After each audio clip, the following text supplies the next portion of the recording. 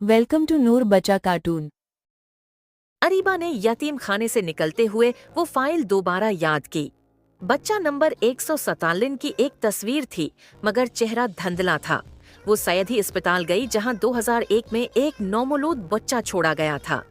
मैं सिर्फ एक नाम जानना चाहती हूँ, उसने मंत की। एक नर्स जिसने बरसों वहाँ काम किया चुपचाप उसे कमरे में ले गई। तुम्हारी माँ बहुत रोई थी उस दिन, मगर किसी को कुछ न बताया।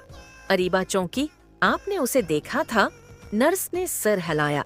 उसने बच्चे के साथ एक चीज रखी थी, एक चांद की शक्ल का कड़ा।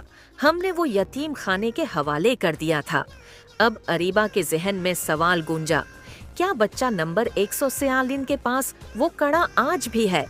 तभी नरस ने आहिस्ता से कहा, उस शहर में एक लड़का है जिसके बाजों में वैसा ही कड़ा मैंने देखा था।